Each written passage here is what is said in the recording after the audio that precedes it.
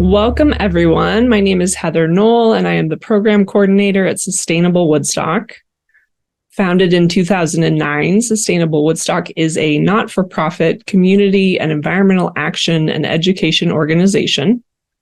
Our vision promotes vibrant, inclusive, thriving communities where we live sustainably now and in the future.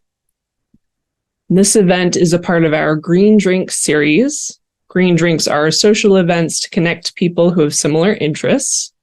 We invite local nonprofits, businesses, and individuals to make a short presentation to share their sustainability and green initiatives in our area.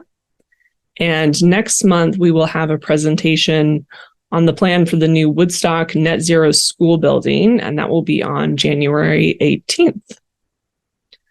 Now, before we get started with our presentation, I just want to run through how our meeting will operate tonight. As I mentioned before, this meeting is being recorded and you can turn off your camera if you'd like. You are currently muted, and if you have questions, we're going to ask you to type them into the chat box on the side of your screen, and we'll have time to answer questions after the presentation. And feel free to type questions into the chat box at any time during the talk, and we'll circle back to them at the end. All right, now I am very pleased to introduce you to our speaker for this evening. Debbie New is a teacher and anthropologist by training. She has coordinated coalitions and working groups dedicated to clean heat. Debbie launched the Vermont Community Geothermal Alliance in 2022 to support geothermal energy and put thermal energy network solutions on the table in Vermont. Thank you so much for joining us, Debbie. Welcome. Thank you. I'm really glad to be with you all, and I recognize some people here, and I'm really glad to meet everybody. I grew up in Burlington, and I raised my family in Waitsfield. I now live in South Burlington, and I am here tonight as the coordinator of the Vermont Community Geothermal Alliance to talk about thermal energy networks for Vermont. So this includes geothermal, but also talks about other kinds of thermal energy that we have right here that we can use. So this is really about moving heat in our communities. So the Vermont Community Geothermal Alliance, or VCGA, was formed last year in order to put the solution on the table in Vermont with help and support from people in Vermont, local, regional, and state leaders, but also from national experts. So I'm more on the teaching, educating side of things. I'm not a technical expert, but I hope that this presentation will address some of that, and then we can collect what our questions are. The ones I can't answer, I will get answers to. I'm also working with Energy Action Network's Network Action Team on thermal energy networks. There's so many networks in that. You can see from this list the kinds of organizations that are involved. We've been meeting for about a year to talk about this solution and what it could look like in Vermont.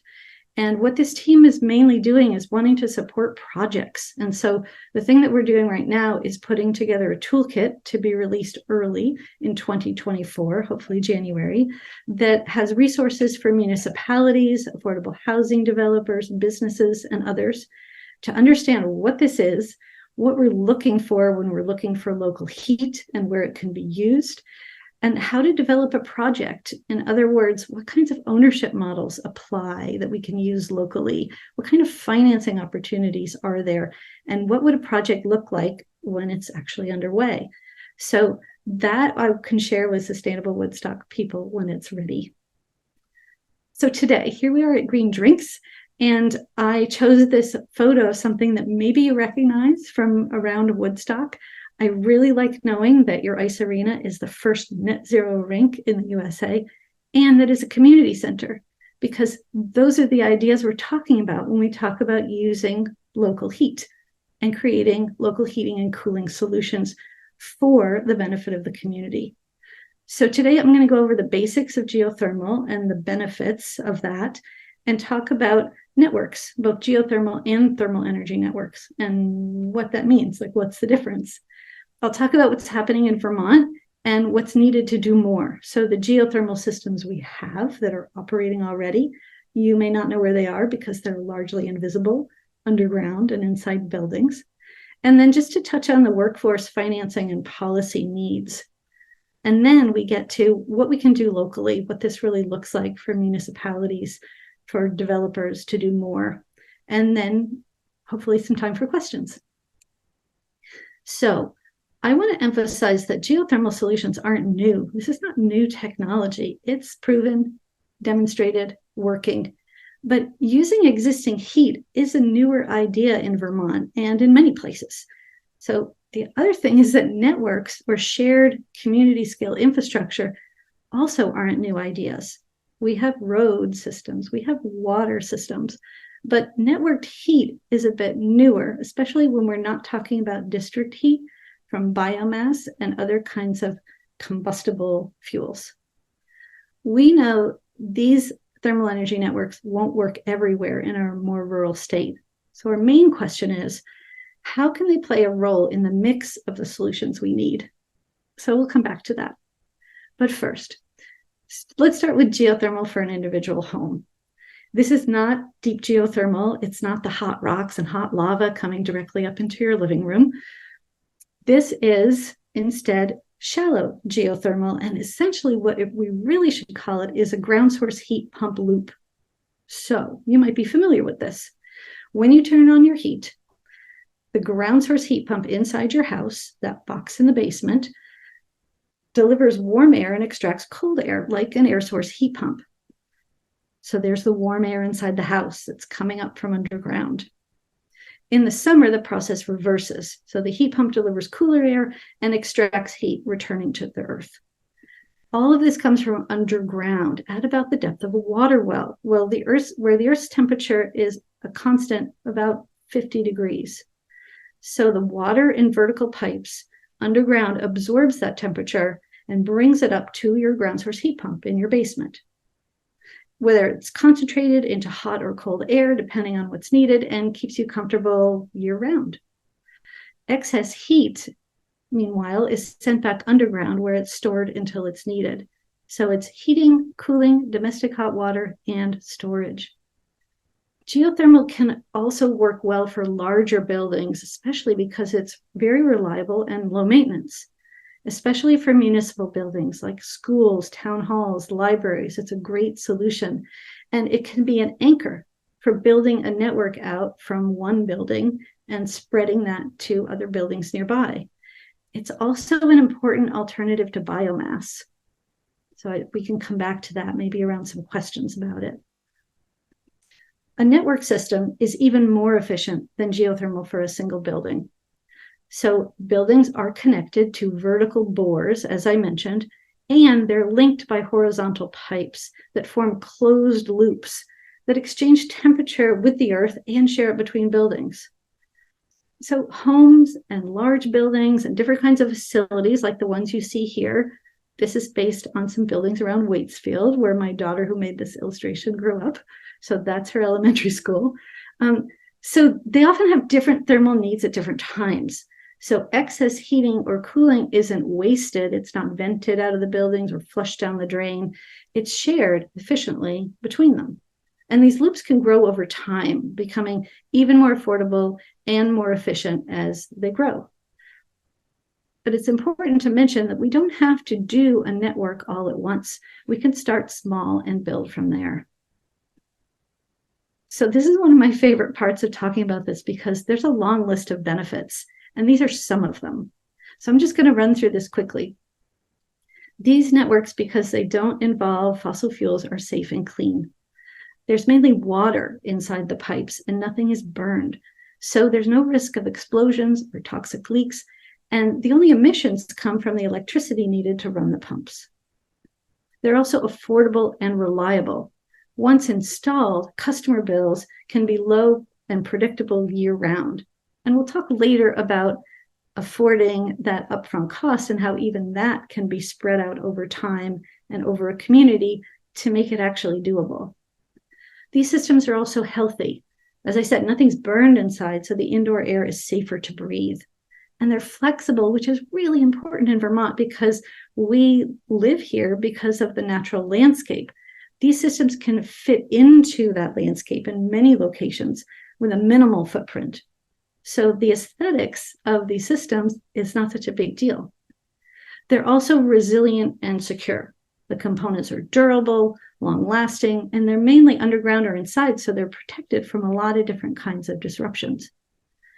They're also equitable because these networks offer a community scale solution rather than an individual choice based on what people can afford or what they can access.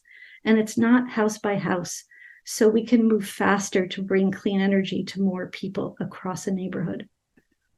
They can also be part of a just transition because fossil fuel workers, whether they work on the gas system or they deliver oil and propane, they're plumbers and pipe fitters, and they understand pipes underground and delivering fuel. So they can use the skills they already have to install these systems. In fact, one of the national trainers who came to Vermont to work with the workforce at Vermont Gas Systems, really by training them, found that their skills were almost identical to what's needed to install a ground source heat pump loop. And importantly, these are local systems. The energy comes from underground, under our feet, and around us in our communities. So we're not beholden to international energy markets and fluctuating prices, but it's right here, and it's a system that we can actually own and operate. So I want to show you some examples of what this looks like. This is something, this is a geothermal system up in Burlington at Hula Lakeside, and it's a larger system. It connects a couple of buildings.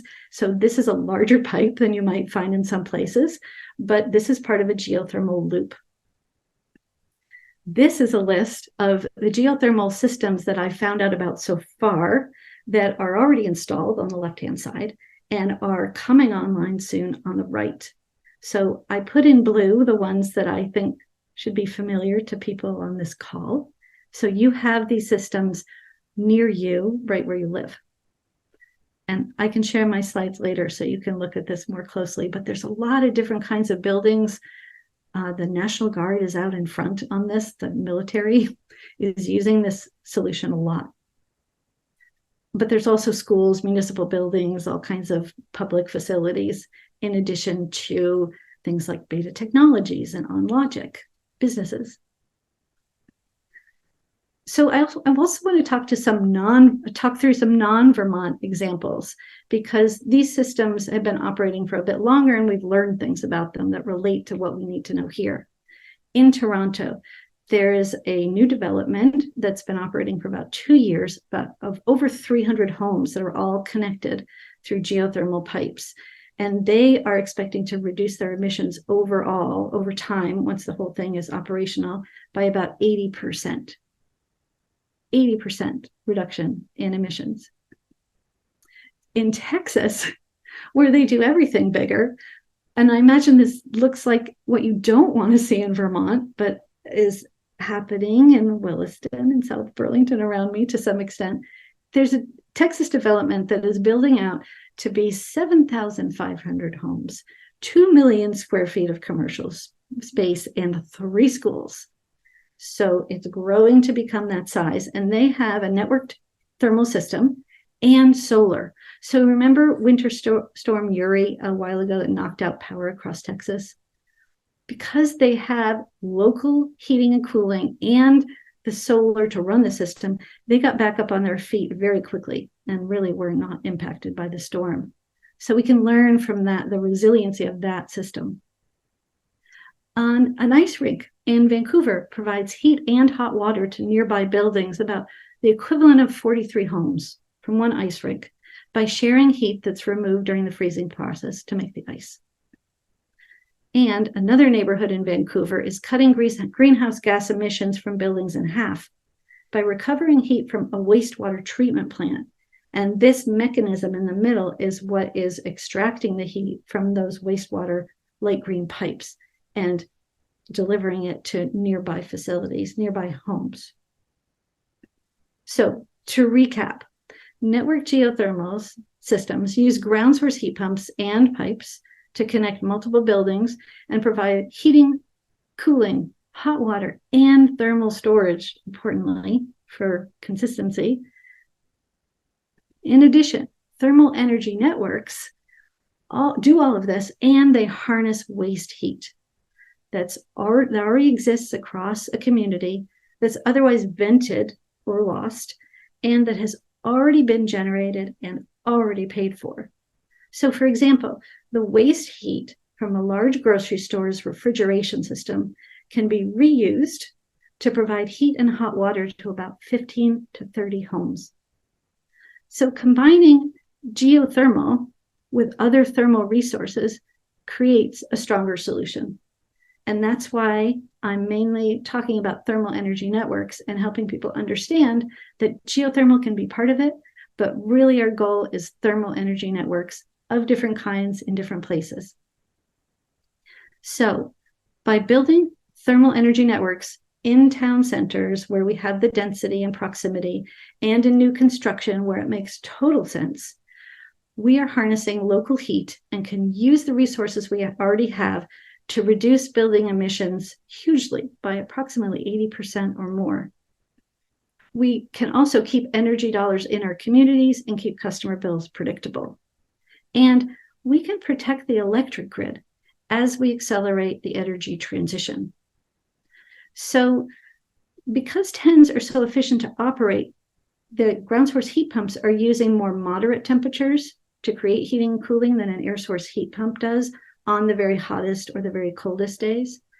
Because they operate more efficiently, regardless of outside temperatures, they use less electricity, and the components last longer than other kinds of heat pumps.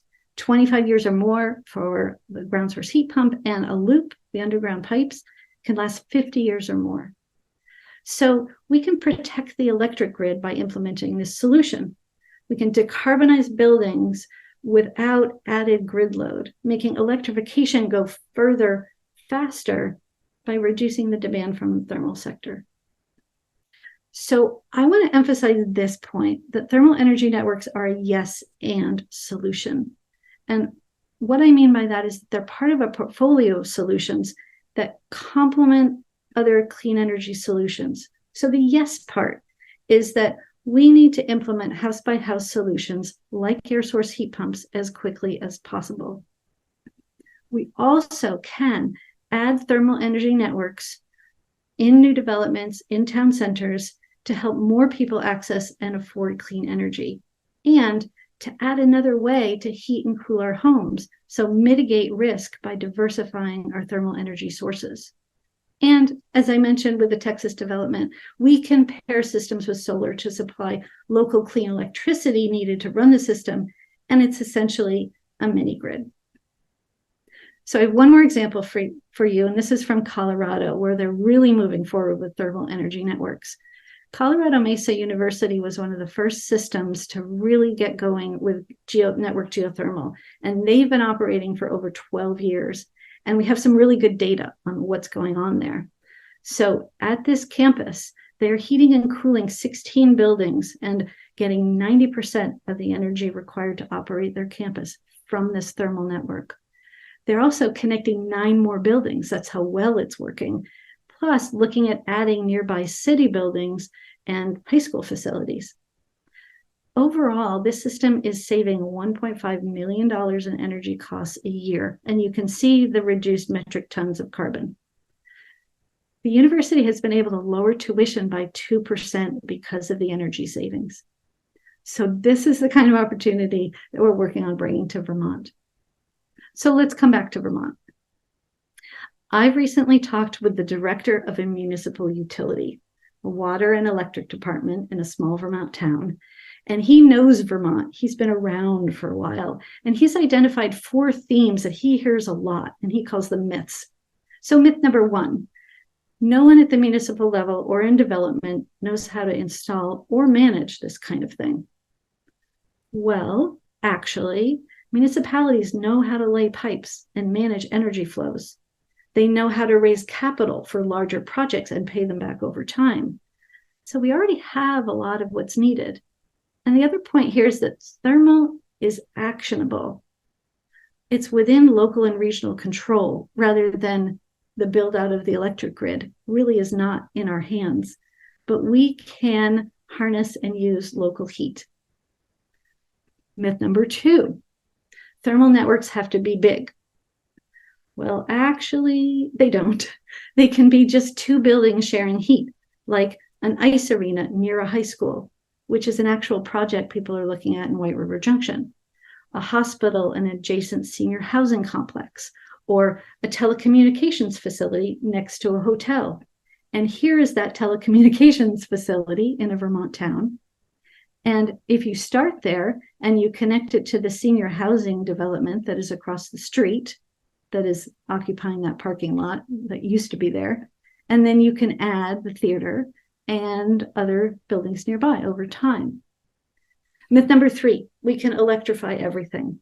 Well, I imagine people here are aware of the problems with that. In Vermont, some of the municipal utilities have told me that they will need to build the electric grid out 2.5 times the size it is now in order to meet the demands of electrifying everything. That's a big cost, and that's a big effort. Instead, we need to diversify our energy sources and use local heat where we can, so we can use electricity for what we really need to use it for. And myth number 4, our state is mostly rural.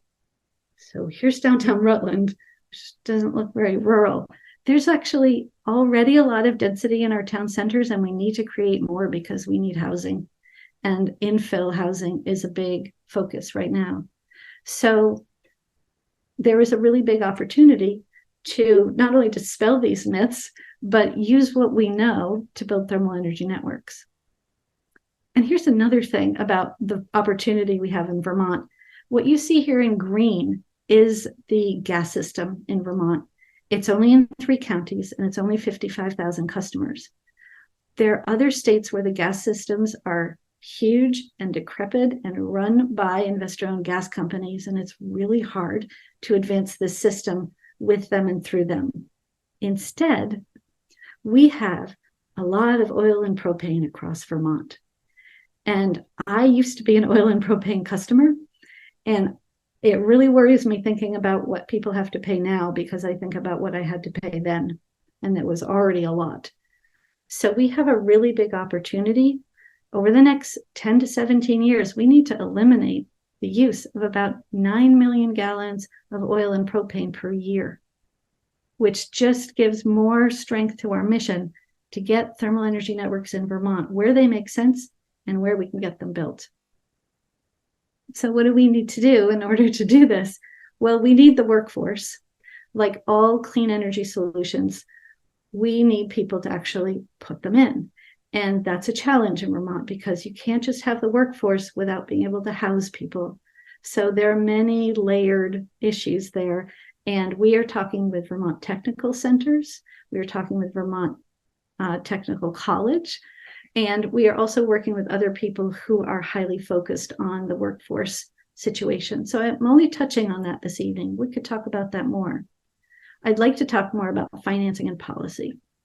So financing, there are 2 main levels to this. On the federal level, as I imagine people here know, there are unprecedented levels of federal funding for clean energy. One thing about thermal energy networks is that we can maximize the Inflation Reduction Act. 30% tax incentives for these systems with a potential 10% more for domestic manufacture, which these systems mostly are. So then you can add on other things like low-income housing and other ways to harness the federal dollars.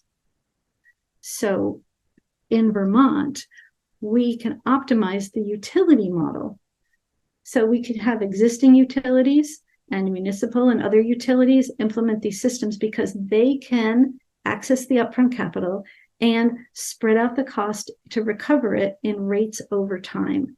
The Vermont Bond Bank and Vermont Economic Development Authority are part of our team. They're up to speed on this, and they're ready for projects to create financing for it.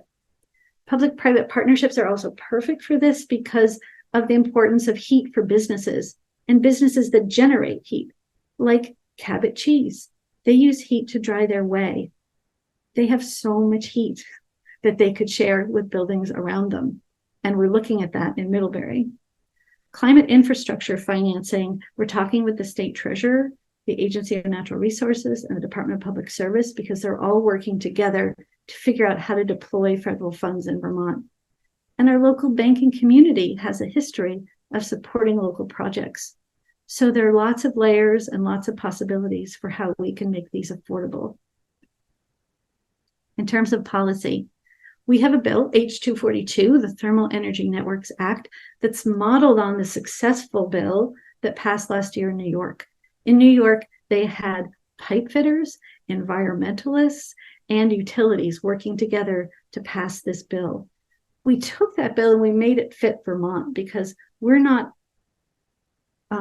making gas companies do these projects. We are allowing existing utilities to do this by getting the PUC to authorize them to do it. Also, businesses like the larger fuel oil delivery companies could, if they applied to the PUC to become a thermal energy network utility, they could transition their business into providing thermal energy, not through fossil fuels, but through water and pipes. Also, co-ops, nonprofits, community organizations, they could also use the utility model through this bill. Because, as I said, a thermal energy utility would be able to access the capital needed upfront and then recover those upfront costs through rates that are reasonable for customers over time and even receive a return on the investment. Now, municipalities in that are treated differently in that bill because municipalities are regulated locally already through the democratic process, and they already operate infrastructure locally. So municipalities are allowed to do this, but without having any kind of state oversight. So it really paves the way for municipalities to go ahead and implement thermal energy networks. And this is my last slide, just to say that we all know living in Vermont, heat is a precious resource. We have the heat we need, and we also, through thermal energy networks, have the opportunities to harness it. And I end with this picture. It's Middlebury, it's not Woodstock or Quechee, but I really like the way the headlights here can help us imagine an underground pipe system that's distributing energy, moving heat around our community. So I'll leave you with that, and I look forward to hearing your questions and comments both. Thank you so much, Debbie. So we are going to be taking questions in the chat. So if you have questions, please enter them into the chat. And if you haven't used that before, at the bottom of your screen, there are 3 little dots you can click on, and it will show you how to get to the chat window there, and you can type your questions in. And while people are doing that, I can put some links in the chat to resources that we have on our website. We have 2 short videos, and we are collecting more and more 1- and 2-pagers on different aspects of these systems. So you can take a look at our fact sheets page, and we also have an FAQ. So I'll drop those links in the chat. So we have a comment I can read. The cost of creating these systems likely is tied to the type of rock under the buildings. Bedrock is harder to drill through than sand, for example. Is there a resource to understand the underlying near-surface geology and the related costs for creating such system? Yeah, great question about geology. So what I've learned about this is that bedrock is a great thermal conductor. In other words, you want bedrock because it's going to help you move heat from underground up to the buildings. Now, bedrock can eat up a drill bit, I've been told. And so there are costs associated with drilling into bedrock. Sand is harder and can be more expensive because you have to create a casing around the borehole. And that is what also can be expensive. So, whenever you talk with a driller or an engineer about this, they say, it depends. And that's very frustrating, but it's also true. So part of doing these systems is having someone assess exactly what you're looking at in terms of buildings, the thermal loads and the thermal energy resources, and also assessing the potential for drilling. I've been talking with a Vermont state geologist about this, and he's working with one of our prominent drilling companies to create a map of Vermont. In other words, well, there are already geological maps of Vermont and all sorts of layers you can find on the state website. But we are hoping to have a simpler map that can show people where the go and go zones are according to drillers, because drillers know Vermont drillers know Vermont like the back of their hand. So they can quickly identify where they would consider drilling or where it would be more expensive or too expensive. So talking to a driller is a good idea. And we can talk more about when that might be a good idea. Great, thank you. So Ginevra asks, what is the best way for a municipality to learn about geothermal? Is there a person or entity who can come to a town to advise on opportunities? Thank you for that question. So I can obviously take it only so far, which is about the information that I shared this evening plus. But I am working with a few different people to do this. There isn't an official Vermont place that can go around and help municipalities with this. I'm talking with the state treasurer about creating some such entity to support these projects or having it be a program within the state somehow. However, I'm working with a nonprofit that is a thermal energy network development firm, and they can look at Google Earth maps and not even have to be there and give you a general idea of what you might be looking at. There are also some manufacturers involved. So Shark Energy does a lot of the wastewater heat recovery systems. And I know that a representative from that company has been up in Vermont and looking at some places. In fact, was just here yesterday looking around and can advise. And then also some of the manufacturers like Water Furnace, they make ground source heat pumps. They're talking with me and with Vermont ski areas about recovering heat from snowmaking ponds and using those in the base lodges and resort buildings. So there are also third parties or private companies that can be turnkey companies. They can come in and look around and do everything you need. They can finance it. They can help you finance it. They can also own and operate it. Some of those companies are like Subterra Renewables from Canada, Celsius Energy. So there are some companies that will come in and do everything. They are for-profit companies, and I don't have experience working with them myself. So Geo asks, I guess I don't understand some basics. Where is the heat coming from in a simple home or residential setup? I understand in winter the earth is warmer than the air, but not nearly warm enough to heat a home, correct? Yes. So the water in the pipes picks up that about 50 degrees temperature and brings it up to your ground source heat pump. And the heat pump extracts the heat from that and delivers that heat into your home through ducts or whatever the indoor system is. Especially radiant floor heating works very well with that. It also extracts cold air and sends that back underground. So it's very much like an air source heat pump, it's just using water. And it's all about the compression of a moderate temperature into heating or cooling as needed. I don't know if that's a satisfactory answer, but and I'm happy to hear follow-up questions, but that's my best explanation, non-technical.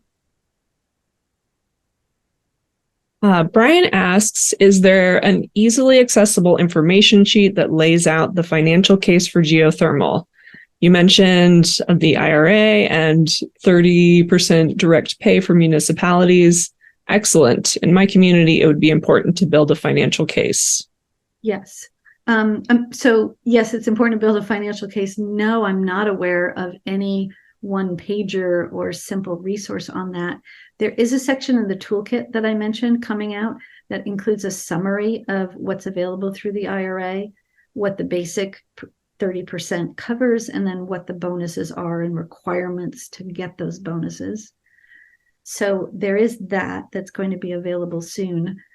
Beyond that, it's pretty project specific and would depend on what you want to accomplish and what the local resources are and how the state is deploying the federal funds. So I just want to reiterate that the bond bank is available to talk about municipal systems. VEDA, or Vermont Economic Development Authority, works on commercial and business related systems. And sometimes they might have to work together because it involves both. And Vermont Housing Finance Agency or Authority, VHFA, would concern itself with housing projects. So I believe they're willing to work together if a network includes 2+ of those kinds of buildings. I'm happy to talk more about financing if you have more questions or if I didn't adequately address what you wanted to know. Great. So Brian also asks or says, you alluded to fossil fuel distributors who might be wanting to make the shift to providing a geothermal network as a new product offering. What companies in Vermont are on record as wanting or doing this? Great question. I've spoken with Borns. I used to be a Borns customer, and they're interested. And we've spoken several times with Matt Coda, who is essentially the head of the Vermont Fuel Dealers Association, and we have another call with him next week. And the main idea is to get in front of their members, so do a presentation to the Fuel Dealers Association and go from there. But that's as far as we've been able to get. I listened to all of the testimony of the fuel dealers for the Affordable Heat Act in the Senate Natural Resources Committee because I wanted to learn what their issues are. And I worked with gas workers in Massachusetts for many years. So it's not the same, but I'm really interested in what it will take to help them understand that this could be a way for them to evolve their businesses and keep quality jobs for their workers. So we're working on it. We've made some headway. Ben asks, is there a best way to future prep these systems for further growth? As you might have heard in the intro, we are voting soon on a new middle and high school in town, and geothermal is being seriously considered as the main heating and cooling system.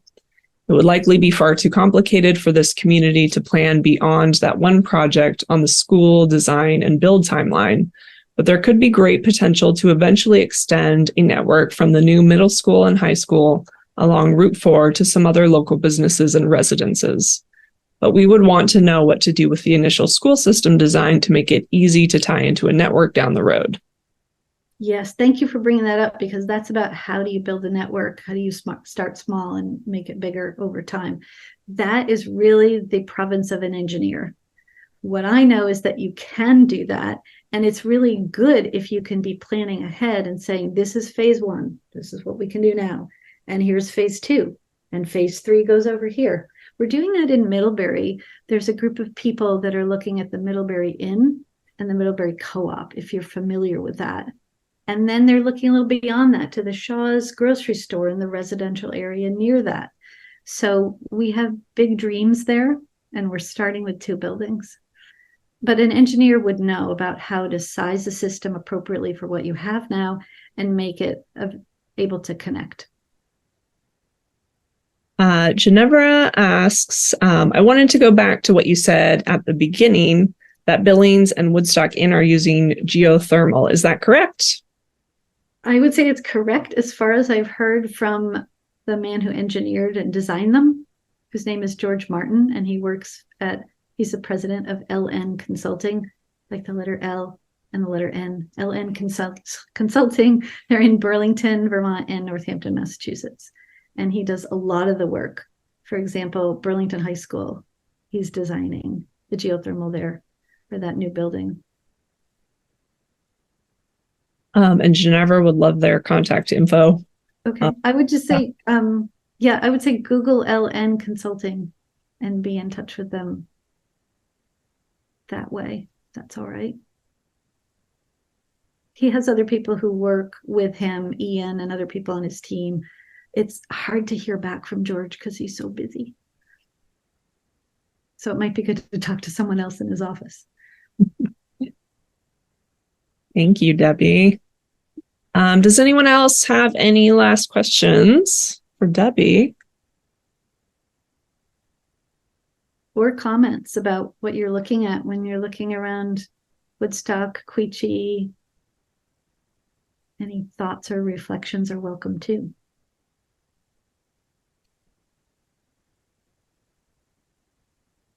And while we're waiting to see if anyone has any last thoughts, I'll just add, again, for those of you who came in a little after the beginning of our talk, our next green drinks will be on the new proposed net zero school building in Woodstock, and that will be on January 18th. And I hope you all can join us for that discussion. All right. Well, thank you so much for joining us, Debbie, for all that great information. That was really informative. Oh, good. We've got one more question here from Jean. What kind of changes are required in existing buildings to transition to net? Or TENS, maybe you mean, Jean. I don't know. Networked. Net stands for networked. Good question. And here again, we're with that old phrase, it depends. On the fact sheet page on my website, I put the link in the chat already, and I can do that again. We have a new fact sheet that is a list of HVAC equipment, heating, ventilation, air conditioning equipment, indoor equipment that is compatible with a 10, things that would need some retrofitting, and things that actually would have to go, have to be ripped out in order to make way for a new system that could work. So there are terms in there that I don't understand that I heard from our experts, and you may need to talk with an HVAC installer in order to fully understand it. But we do have a list of what works, what sort of works if you tweak it, and then what really doesn't work. Ben wants to share some half-baked thoughts. We are developing a mixed-use residential commercial site in the east end of Woodstock, and we'd love to work with Sustainable Woodstock and the Vermont Community Geothermal Alliance to consider how to start building out a system like this here in the village. Yes. I love half-baked thoughts, and I'd love to help you cook it. Love it. Thank you. It's one of my favorite things to do, but I'd love to follow up with you, Ben, and I'll put my work email in the chat. Anyone else also is welcome to be in touch with me, Debbie@vcga.net. Lovely. Thank you, Debbie. Yeah, that's one of my favorite things to do, is to meet with people who know their communities and know what's most important to them locally in terms of cutting emissions or saving money or whatever it is, and figure out what can work. That's great. Well, thank you so much for joining us tonight, Debbie, and for sharing all of this great information. We'll also send out these links in the follow-up email, as well as a recording if you missed the beginning of our talk tonight. And thank you all so much for joining us. Hope to see you in January. Could I just add? Oh, of course. I want to thank you all so much. Really appreciate this opportunity, and all of your comments and questions are fantastic. And your thanks as well, because this work is not easy, as I'm sure many of you know, because you do your own parts of this work. We're doing this together, and it's really helpful. It's really energizing to come and talk to you about it and hear your enthusiasm and your support for it. Lovely. Thank you so much, Debbie. Great. Thanks. I hope to talk with some of you later. Absolutely. Good night, everybody. Thank you. Have a good night. Bye-bye.